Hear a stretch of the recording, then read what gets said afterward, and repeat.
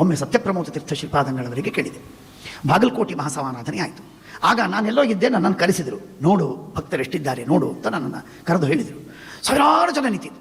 ಜೋರಾಪುರ ಅವರ ಅದೇನು ಕಂಪೌಂಡ್ ಅಂತೇನೋ ಅಂತಾರೆ, ಅಲ್ಲಿ ಸಾವಿರಾರು ಜನ ನಿಂತಿದ್ದರು ಮುದ್ರಾಧಾರಣೆಗೆ ಪೂಜೆಗೆ. ಆಗ ನಾನಂದೆ, ಸ್ವಾಮಿ ಎಷ್ಟು ತಮಗೆ ತೊಂದರೆ ಆಗ್ತದಲ್ಲ. ನೆರೆದಿಹ ಅವರಂದ ಶ್ಲೋಕ ಇದು, ಅವರಂದ ಹಾಡು ಇದು.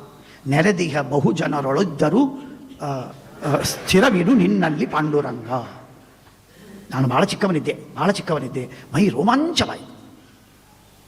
ಅಂದರೆ ಮಹಾನುಭಾವರು ಜ್ಞಾನಿಗಳು ಎಷ್ಟೇ ಗೊಂದಲವಿದ್ದರೂ ಕೂಡ they maintain two accounts. One account is just to show it to the public, one account is to show it to the god.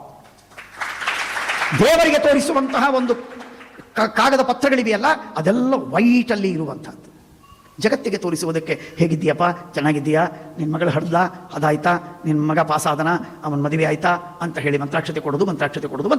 ಒಳಗೆ ದೇವರ ಸ್ಮರಣೆ.